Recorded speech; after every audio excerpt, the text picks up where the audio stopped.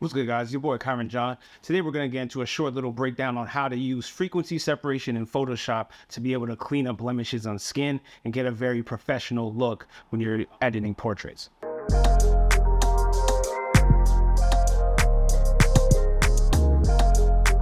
Alright, so for this demonstration, I'm going to use this photo from this photo shoot with my boy Jace. He's a fashion designer.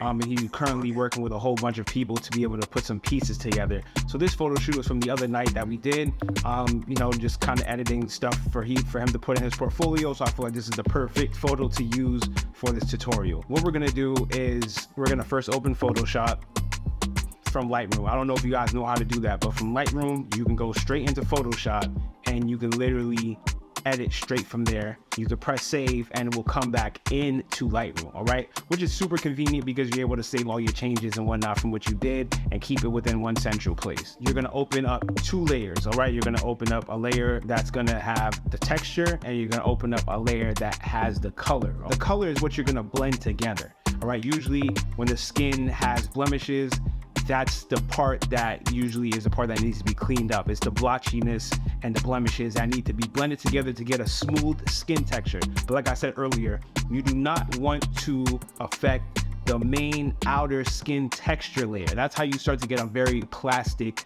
and fake and unprofessional look. So the best way to go about doing that is to create these two separations where you're literally able to just blend the colors together and leave the texture of the skin in place to leave a more natural look. Now, obviously, getting the perfect texture would also go back to you using the blemish removal and getting rid of all acne and bumps and all those different like the smile scars on the face. But like I said, this video is just about frequency separation and not necessarily about full entire blemish removal. All right, what you'll do after that is you'll create a group that you're going to put the texture and the colors in together.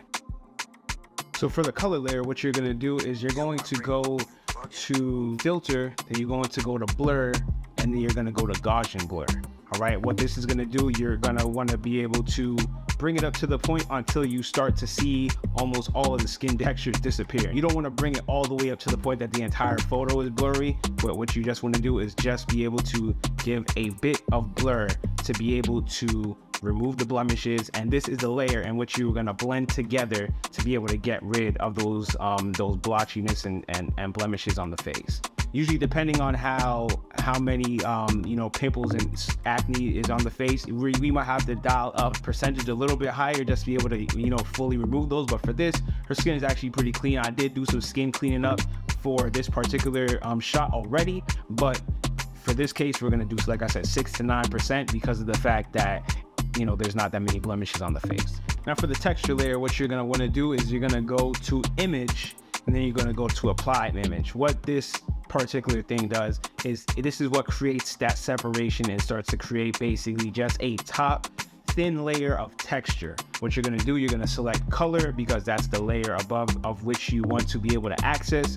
Then you're gonna go to subtract and then you're gonna press OK. All right, you want this number that's down here to be on 2 and 1/28. Now back in the panel, you're gonna go to normal. You're gonna scroll down and you're gonna click on linear light. This is gonna create that thin layer. You're gonna be able to see a faint outline of what looks like her skin, and that's the layer above which you want to clean up the blemishes on. This is where things get interesting. What you're gonna do, you're gonna open up black and white tool above that group layer that you have.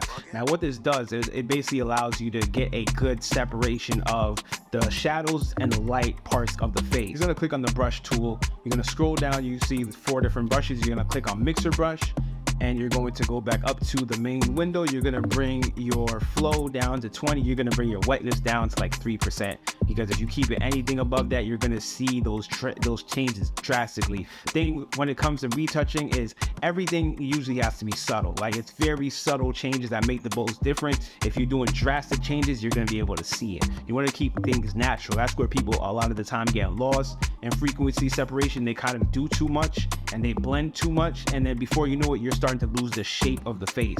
So with that being said, that's why it's perfect to put the black and white layer on top, because of the fact that it allows you to be able to see exactly where those shadows and highlights are amongst the face. And what that does, it allows you to be able to keep the exact formation.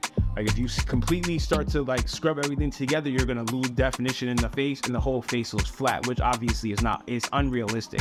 So you want to keep that perfect texture. You want to keep that sculpting and the perfect definition on the face by blending in the shadows, blending in the highlights, blending in the midtones, and that's how we're gonna keep that for this one. Okay. When you come up to this window, you're gonna want to make sure that the brush is clean so that you're able to get a non-color blend on the face. You want it to be able to just be on black and white and not actual color. If not, you're going to start to blend in unnatural colors into the face. So make sure you clean the brush.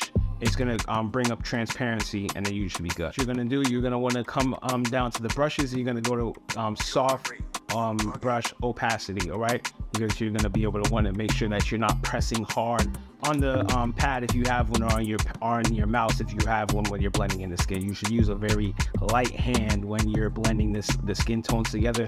Like I said, you do not want it to be over dramatic. The subtlety of this trick is what allows it to come out and look more realistic. So usually that's what it takes time. So this part is a little long. So what I'm going to do, I'm going to speed it up. Just watch exactly what I'm doing. I'm going to like leave it sped up fast enough for you to be able to get the gist of me blending in those highlights, those shadows, the midtones, and then we'll go from there.